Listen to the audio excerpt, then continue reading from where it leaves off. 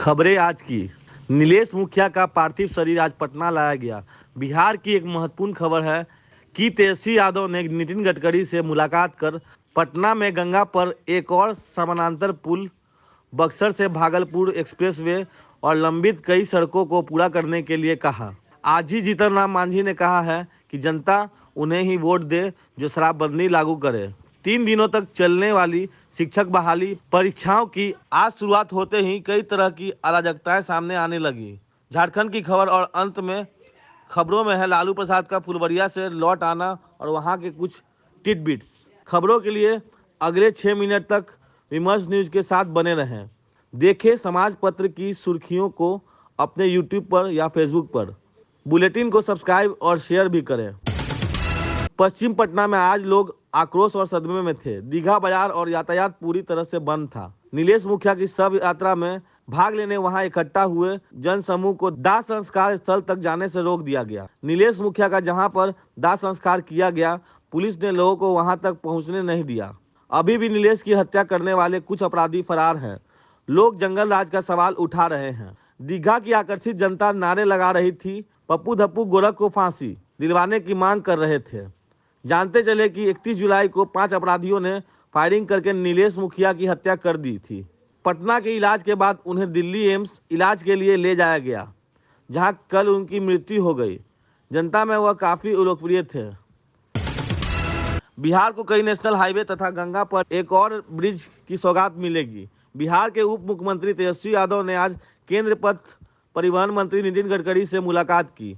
इस मुलाकात के बाद आशा की जानी चाहिए कि बक्सर से भागलपुर का एक्सप्रेसवे बनने लगेगा। पटना में जेपी सेतु के समानांतर एक और गंगा पुल का निर्माण होगा। केंद्र मंत्री और बिहार के उप मुख्यमंत्री के बीच में पटना कोलवर सड़क, पटना गया सड़क, हाजीपुर छपरा सड़क, महेश खूंट सहरसा पूर्णिया नेशनल हाईवे तथा मुजफ्फरपुर बाईपास के बकाया काम पर बातचीत हुई।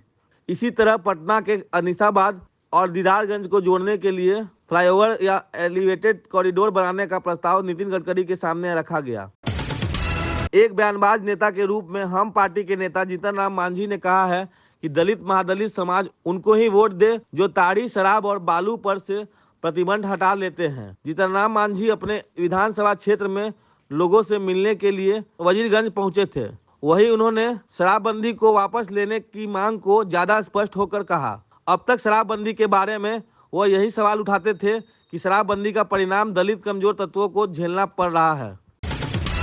चौथी खबर यह है, 3 दिनों तक चलने वाली शिक्षक बहाली परीक्षा आज से शुरू है। इस परीक्षा के लिए बिहार के बाहर के कई हिंदी भाषी प्रदेशों से अभ्यर्थी आए थे। बिहार के जिला मुख्यालयों और अतिरिक्त सेंटर पर आने जाने वाले लोगों की संख्या इतनी अधिक है कि यातायात के साधन कम पड़ रहे हैं। बिहार के बाहर के अभ्यर्थियों ने यह भी शिकायत की है कि स्थानीय व्यापारी उनके साथ काफी ठगी पर उतर आए हैं और ज्यादा कीमतों पर बिकवाली कर रहे हैं। शिक्षक बहाली की परीक्षाओं को संचालित करने में अभ्यर्थियों को और संचालकों को कई जगह कई तरह की चुनौतियां झेलनी पड़ रही हैं। झारखंड की खबर है कि आज 24 तारीख को प्रवर्तन निदेशालय के अधिकारीगण अपने दफ्तर में मुख्यमंत्री हेमंत सोरेन का इंतजार करते रहे। पिछली तारीख पर भी हेमंत सोरेन ने ईडी की नोटिस पर ध्यान नहीं दिया था। आज की तारीख पर ईडी दफ्तर इंतजार करती रही और दोपहर के बाद मुख्यमंत्री का डाक लेकर डाककर्मी वहां पहुंचा। प्रेस के लोग घेर कर पूछने लगे कि मुख्यमंत्री ने क्या लिखा है। मुख्यमंत्री के नहीं आने के बाद ही उसे स्थान की सुरक्षा व्यवस्था में ढील दी गई। कहाँ से आए? कहाँ सीएम ऑफिस से? नाम क्या? सूरज जी। हाँ सूरज। एक बार आराम से इधर देख के बताइए। एक बार आराम से इधर देख के बताइए। हम लोग जाने दिन एयरपोर्ट कहाँ से आए हैं और क्या लेके आए? सीएमओ से। और क्या लेके आए थे?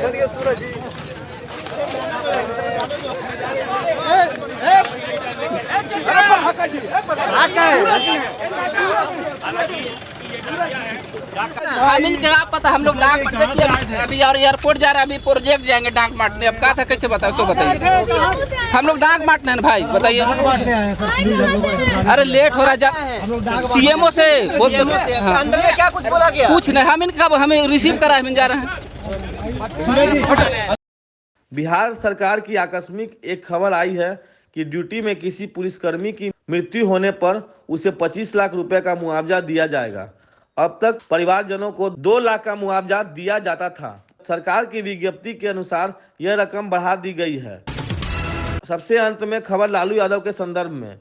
लालू यादव पत्नी राबड़ी देवी और बड़े बेटे तेज प्रताप के साथ गोपालगंज स्थित अपने गांव फुलवरिया तथा अपने ससुराल से होकर आए। इस दरमियान उन्होंने स्वास्थ्य संबंधी कई सावधानियों को तोड़ने का एक छोटा रिकॉर्ड बनाया। उनकी किडनी फेल कर गई थी और उनकी बेटी द्वारा दी गई एक किडनी को लालू यादव के शरीर में ट्रांसप्लांट किया गया है। डॉक्टर अजय कुमार यह चिंता जाहिर कर रहे थे कि लालू प्रसाद यादव साफ सफाई का ख्याल नहीं करते। रास्ते में रुककर उन्होंने भुट्टा खाया था।